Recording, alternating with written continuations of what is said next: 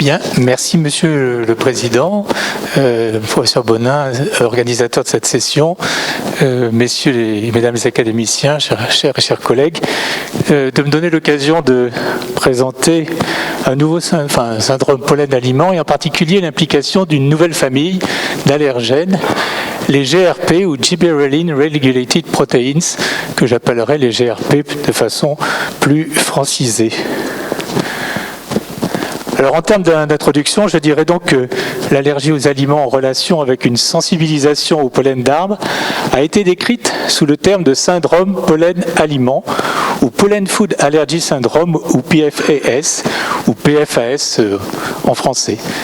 Certaines molécules allergéniques en cause dans ce PFAS sont bien caractérisées, mais de nouvelles molécules sont régulièrement découvertes et je vais aujourd'hui insister sur les GRP, donc les Gibberellin Regulated Proteins. Alors, quelques éléments d'épidémiologie vont permettre de mieux appréhender l'importance de ce PFAS en termes de santé publique. On peut voir qu'en Europe du Sud et en Europe du Nord d'ailleurs, la prévalence de l'allergie au pollen chez les enfants et les adultes a fortement augmenté entre les années 1990 et 2010 pour atteindre un niveau d'environ 25%. Chez l'adulte, 13 à 58% et chez l'enfant, 5 à plus de 20% des allergies alimentaires sont liées à une allergie au pollen. Et 20 à 70% des personnes ayant une allergie au pollen ont présenté un syndrome pollen-aliment.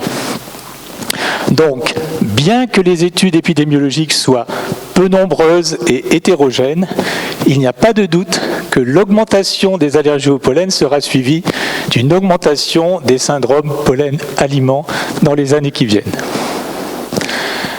Alors, quels sont les symptômes des allergies croisées pollen-aliment ?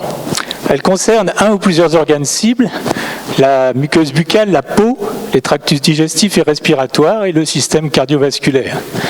Alors le syndrome oral est le plus fréquent chez l'adolescent et l'adulte, mais il faut souligner que 3% des patients présentent des signes généraux sans syndrome oral.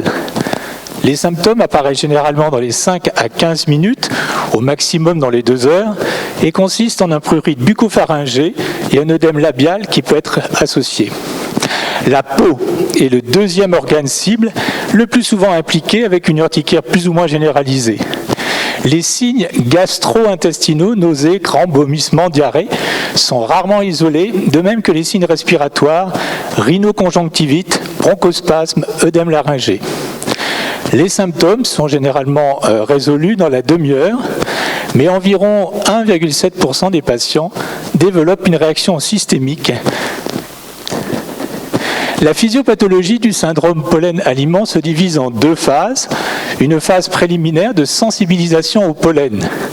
Alors, comme on peut le voir sur cette photo, vous avez ici donc du pollen de cyprès qui contient donc un certain nombre d'allergènes qui vont induire donc une réaction immunitaire via la voie TH2 avec synthèse d'IgE spécifiques de l'allergène qui vont se fixer sur les récepteurs mastocytaires. Cette phase est cliniquement silencieuse. Dans la phase clinique, ou la deuxième phase, il y a réaction à l'ingestion d'un aliment végétal. Ici, j'ai fait figurer donc une pêche qui a des allergènes croisant avec le pollen de cyprès. La présence de ces allergènes va entraîner la dégranulation mastocytaire par reconnaissance par les IgE, libération des médiateurs et apparition donc des signes cliniques du syndrome pollen-aliment. Quels sont les syndromes et les allergènes impliqués dans ce syndrome pollen-aliment ? Alors, le temps imparti à cette présentation ne permet pas de détailler l'ensemble des allergènes, bien sûr, mais de signaler qu'il y existe des grandes familles d'allergènes, comme par exemple les Pathogenesis Related Protein 10, dont l'archétype est l'allergène principal du bouleau BETV1, qui est responsable d'un syndrome bien connu, le syndrome pomme-bouleau. Également toute la famille des profilines, qui sont des molécules que l'on retrouve très largement réparties chez les eucaryotes. Et donc ces profilines sont responsables d'un certain nombre de réactions croisées. Les PA10 et les profilines sont des molécules qui sont sensibles à la chaleur et à l'hydrolyse, et donc qui entraînent le plus souvent un syndrome oral limité en termes cliniques. En revanche, les molécules de transfert des lipides, LTP, sont des molécules résistantes à l'hydrolyse et à la chaleur, et qui peuvent entraîner donc des signes cliniques plus graves avec des chocs. Et j'insisterai donc maintenant sur ce nouveau syndrome décrit plus récemment, le syndrome Cyprès-Pêche, impliquant donc la famille des GRP ou snakines, avec en particulier le QPS7 du cyprès. Alors en fait, ces GRP, ce sont des protéines dont la synthèse est régulée par des hormones, les gibérellines, qui sont des hormones diterpéniques, dont vous avez un exemple de molécules ici, qui sont présentes dans toutes les plantes. Ces gibérellines jouent un rôle de maturation de la plante, de la graine, du fruit, du pollen, et elles sont en particulier utilisées en agroalimentaire pour augmenter la maturation des fruits en particulier, et donc on peut les épandre sur les plantes cultivées. Elles ont un rôle de mécanisme de défense dans le stress abiotique, en particulier la sécheresse, température, salinité, donc les conditions climatiques, et biotiques, les agressions bactériennes, virales et champignons qui attaquent les plantes. Et également un rôle dans l'équilibre redox de ces plantes. Quant aux GRP, donc les protéines régulées par ces gibérellines, ce sont des petites protéines cationiques à activité antimicrobienne qui comprennent 12 cystéines dans leur structure, ce qui confère donc 6 ponts disulfure, qui leur entraîne une grande rigidité structurale, entraînant une résistance à la trypsine et à la chaleur. Et ces allergènes ont été décrits dans les fruits et le pollen de cyprès. Vous avez sur cette diapositive les principaux allergènes de la famille des GRP qui ont été récemment décrits. Donc vous avez pour la pêche PruP7 ou PA-MacLean qui est impliqué dans le syndrome pollen de cyprès-pêche. Vous avez également CYT-S7 dans l'orange, impliqué dans le syndrome pollen de cyprès-agrumes. Et puis aussi a été décrit donc, dans la grenade et dans l'abricot japonais, donc des GRP allergéniques. La question qui s'est posée, bien sûr, c'est est-ce que ces GRP ont une pertinence clinique? Et donc des études ont mis en relation la sensibilisation à ces allergènes, en particulier testés par les tests de cutanés allergiques et le test de dégranulation des basophiles. Donc vous avez ici un exemple sur une série de patients. Et cette sensibilisation a été mise en parallèle, en association, avec des signes cliniques relativement constants, comme l'angio-œdème palpébral, mais aussi un risque d'anaphylaxie qui dépend de l'exercice physique, de la prise d'anti-inflammatoires non stéroïdiens et d'aspirine. On a retrouvé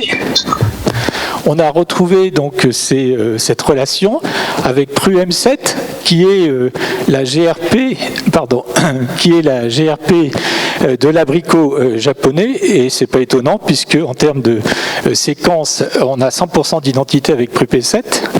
On a retrouvé aussi cette relation avec CYT-S7, mais elle a été moins décrite avec la grenade PUNG7, bien que l'on ait dans nos séries de patients, des patients qui font des réactions, qui sont sensibilisés au cyprès et qui font des réactions à la grenade. Au laboratoire, on a pu étudier les immunoréactivités IgE comparatives de 28 sérums de patients allergiques au pollen de cyprès. Donc vous avez ici...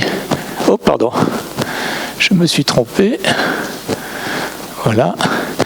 Vous avez ici donc des grains de pollen de cyprès dont on a extrait les protéines que l'on a mis à migrer dans une électrophorèse et ensuite transférées sur de la nitrocellulose. Et ces protéines, ensuite, ces nitrocelluloses ont été découpées en bandelettes. Chaque bandelette a été incubée avec un sérum de patient. Et les bandes que vous voyez représentent les IgE réactives avec les allergènes du pollen de cyprès. Et donc, vous voyez deux groupes de patients. Un patient qui réagit avec ses petites protéines autour de 14 kilodalton et des patients qui ne réagissent pas avec ces protéines. On a fait la même manip, bien sûr, ensuite avec les allergènes donc des fruits, PruP7, CITES7, PUNG7, aussi la snakine de pommes de terre. Et vous pouvez remarquer que les groupes de patients sont très homogènes. On retrouve ces sensibilisations ou cette absence de sensibilisation. Et donc, on a pu remontrer in vitro donc l'existence de ce syndrome cyprès-pêche et du syndrome cyprès-agrumes. On a également pu montrer que ces allergènes, QPS7 et PruP7, activent les basophiles d'un patient présentant un syndrome pêche-cyprès. Donc vous avez ici les marqueurs. Oh là là, ça va trop vite. Excusez-moi. Voilà, donc vous avez ici l'effet du pollen de cyprès sur la dégranulation des basophiles avec comme marqueur le CD63. On retrouve également la même chose avec QPS7, donc l'allergène isolé, avec les allergènes de fruits, mais on ne retrouve pas avec la snakine de pommes de terre, malgré une séquence très voisine, et donc il y a des nécessités de conformation structurale pour avoir ces réactions croisées. La connaissance donc de ces molécules a permis d'étudier les séquences et les structures. Et donc, si l'on regarde les différentes séquences de ces molécules, on retrouve de façon tout à fait régulière les fameuses 12 cystéines. Également, on retrouve un motif central qui permet d'aller chercher dans les bases de données, à partir de ce peptide, d'autres protéines du même type. Et on voit que en dehors des allergènes déjà décrits dans les fruits, eh bien on trouve ces GRP dans un certain nombre de plantes et d'arbres. Pour le moment, ces GRP n'ont pas encore été démontrés comme des allergènes, mais il n'est pas impossible que cela soit dans les années qui viennent.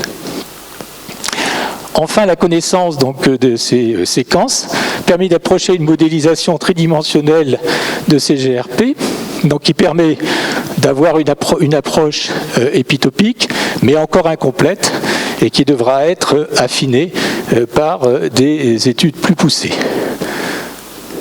Enfin, je dirais un mot sur l'influence du changement climatique, qui entraîne un allongement des périodes de pollinisation, une augmentation du nombre de grains de pollen émis, en particulier lié à l'augmentation de la concentration en CO2, la libération des sous-fragments de pollen par cassure et éclatement liés à la pollution, une augmentation des protéines de défense de la plante en réponse au stress, comme la température, la pollution, et la remontée en latitude d'espèces très allergisantes qu'on peut voir sur cette simulation de l'INRA qui date de 2010, où vous avez ici les espèces méditerranéennes en rouge, dont le cyprès, qui sont représentées au sud bien sûr de la France, et on voit cette simulation qui montre au cours des décennies une augmentation très importante donc, du cyprès vers le nord.